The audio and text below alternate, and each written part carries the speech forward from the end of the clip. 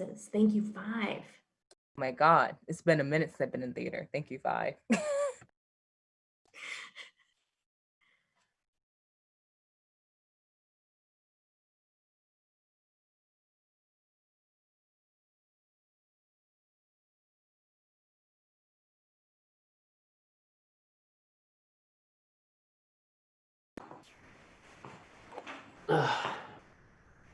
Did you guys miss me?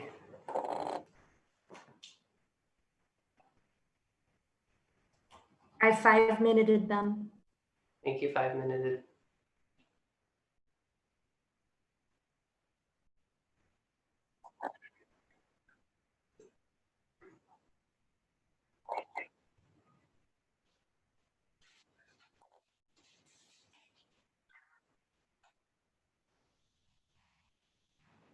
Yeah, actors, be ready for that on the group page and share it.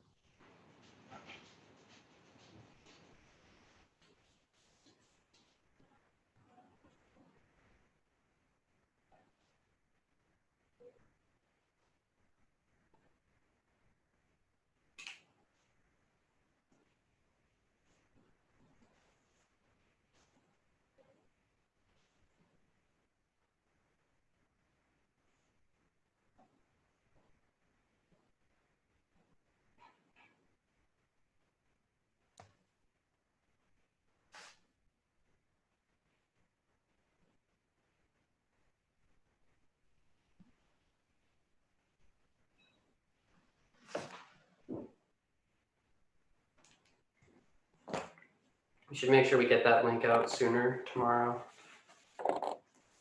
So is there a streaming specific link?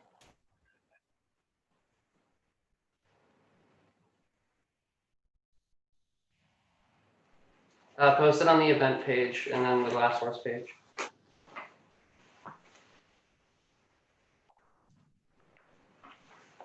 But it does pop up as, I mean, if people go onto our YouTube page right now with the link, it is sitting there. Like you can see it. Scratch my boob.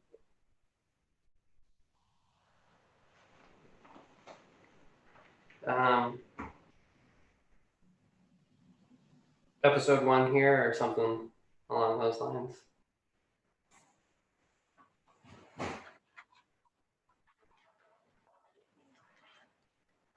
I'm also 100% eating Wendy's during our talk back, just so you know. Okay. Yeah, it says live now at the top, so we're good. Our product placement. Oh, apparently they can hear us, FYI. The stream can hear us. That's nice.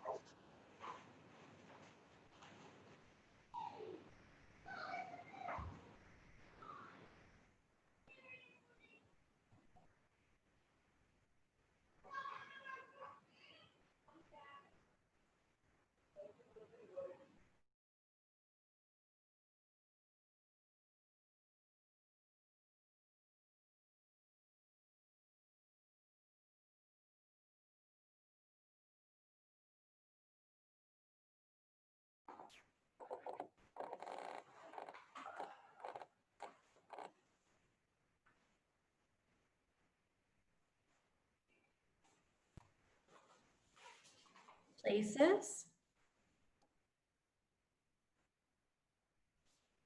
I don't know. I randomly got a message from Kate.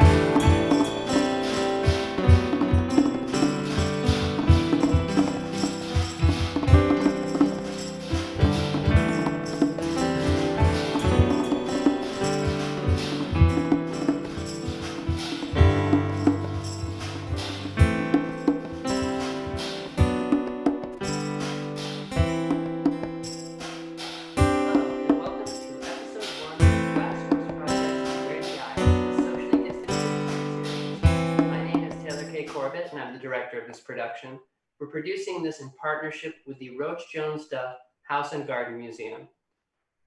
Due to COVID-related safety parameters, this episode of Beware the Ides will be streamed live on YouTube via Zoom.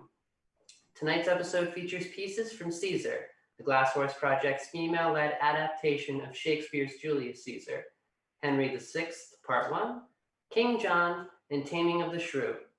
Our talented cast for the evening includes Angelique Dina, Zara Lemieux, Anastasia LaFrance, Kyle Imbo, Emily Entwistle, and Blake Devaney. We would like to thank the Massachusetts Cultural Council for crucial funding and support of this program. Please sit back and enjoy this episode. We're the Glass Horse Project, and we're shattering expectations.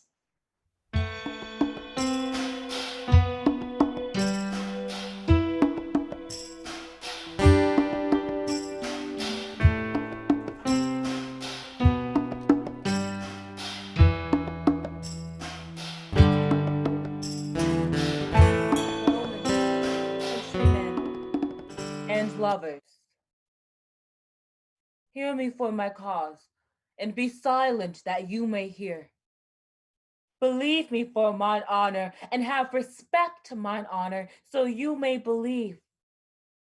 Censure me in your wisdom, and awake your senses, that you may be the better judge. If there be any in this assembly, any dear friend of Caesar's, to him I say, Brutus's love to Caesar was no less than his. If then that friend demand why Brutus rose against Caesar, this is my answer. Not that I loved Caesar less, but that I loved Rome more. Or would you rather had Caesar were living and die all slaves than Caesar were dead and live all free men? As Caesar loved me, I weep for her. As she was fortunate, I rejoice at it. As she was valiant, I honor her.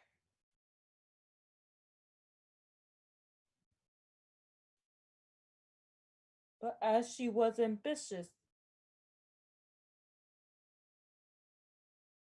I slew her.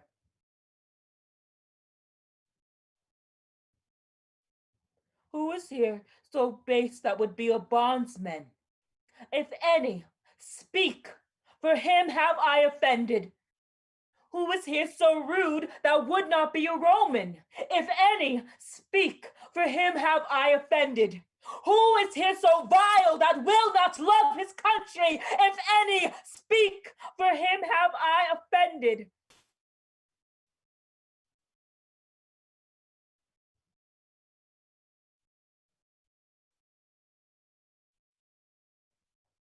Then none have I offended. I've done no more to Caesar than you shall do to Brutus. The question of her death is enrolled in the Capitol. Her glory not extenuated, wherein she was worthy, nor her offenses enforced.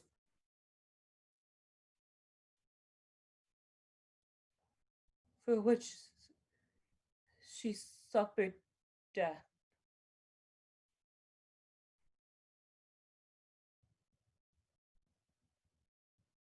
Here comes her body, mourned by Mark Antony.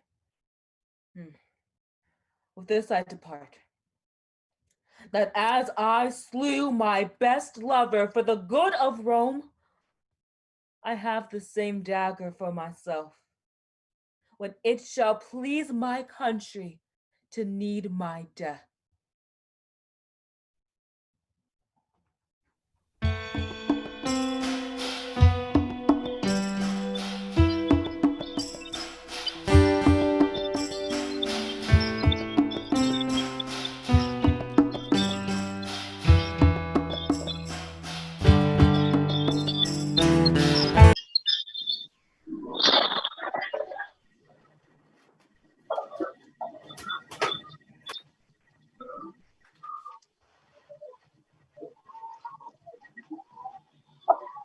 Dolphin, I am by birth a shepherd's daughter, my wit untrained in any kind of art. Heaven and Our Lady gracious hath it pleased to shine on my contemptible estate. So, whilst I waited on my tender lambs, and to some parching heat displayed my cheeks, God's mother deigned to appear to me, and in a vision full of majesty willed me leave my base vocation and free my country from calamity. Her aid she promised and assured success. Ask me what question thou canst possible, and I will answer unpremeditated.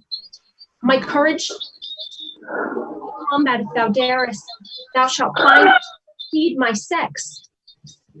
Resolve on this, thou shalt be fortunate to receive me for thy warlike mate.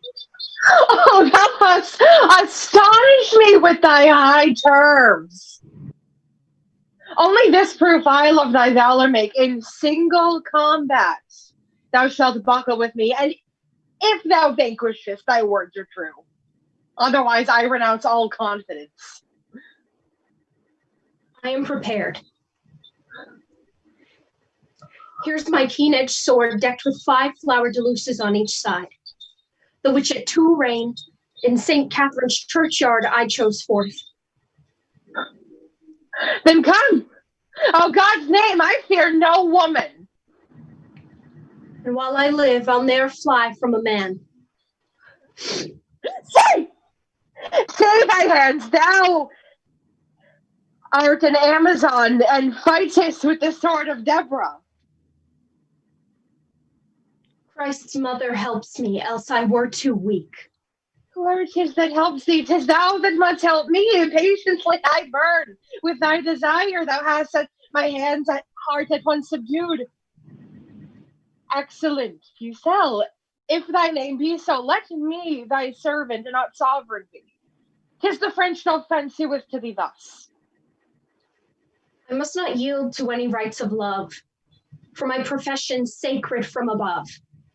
When I have chased all thy foes from hence, then I will think upon a recompense.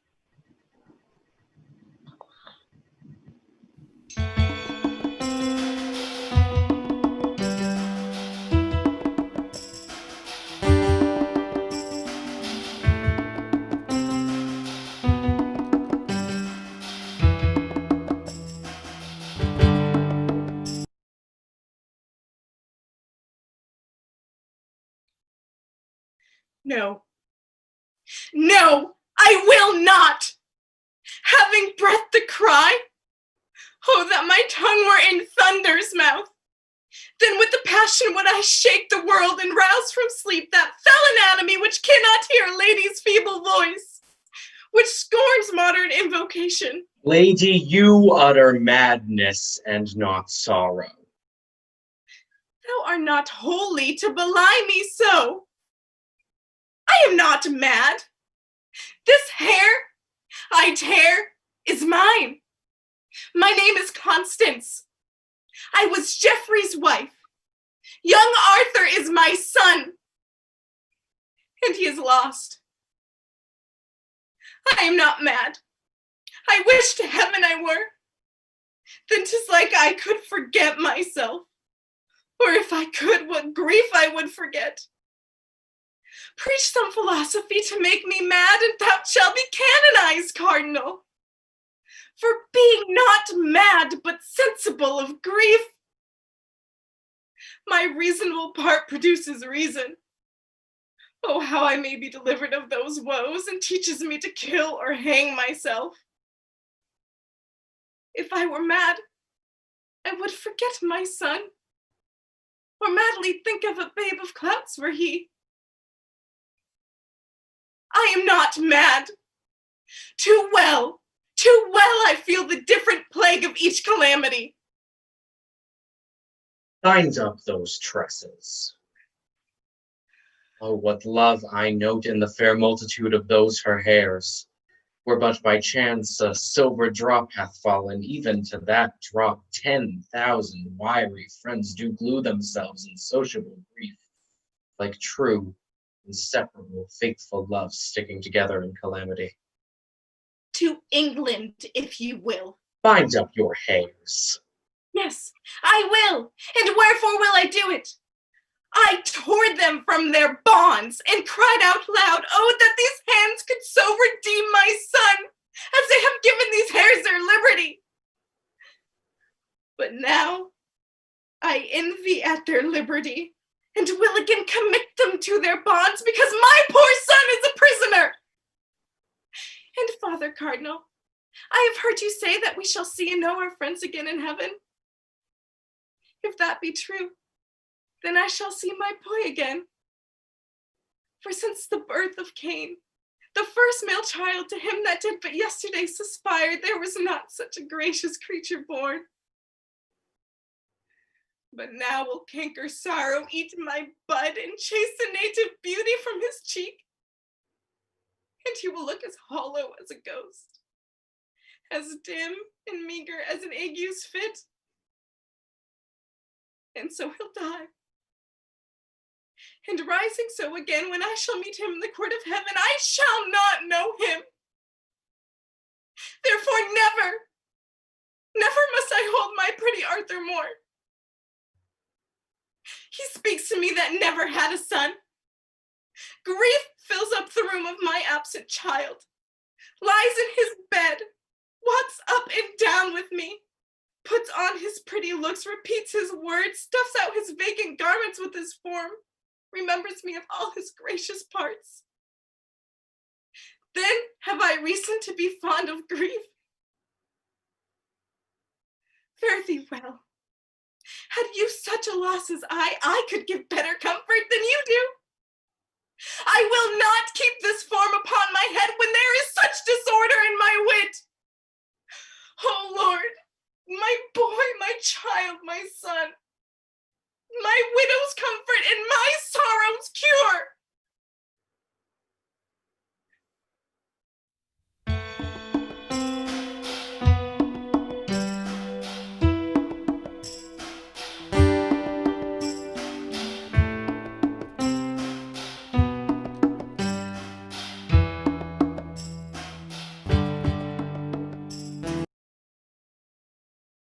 Fie, unknit that threatening, unkind brow, and dart not scornful glances from those eyes to whom thy lord, thy king, thy governor blocks thy beauty as frost do bite the meads, confounds thy fame as whirling shake fair buds, and in no sense is meet or amiable. A woman moved is like a fountain troubled, muddy, ill-seeming, thick, bereft of beauty, and while it is so, none so dry or thirsty will deign to touch or sip one drop of it. Thy husband is thy lord, thy life, thy keeper, thy head, thy sovereign, one that cares for thee, and for thy maintenance commits his body to painful labors both by sea and land, while thou liest warm at home, secure and safe, too little payment for so great a debt. Such duty as the subject owes the prince, even such a woman oweth to her husband, and when she is froward, peevish, sullen, sour, and not obedient to his honest will, what is she but a foul contending rebel and graceless traitor to her loving lord? I am ashamed that women are so simple, but at our soft conditions and our hearts. Come, you forward and unable worms. My mind hath been as big as one of yours. My heart is great, my reason haply more, to bandy word for word and frown for frown. But now I see our lances are but straws, in token of which duty, if he please, my hand is ready, may it do him ease.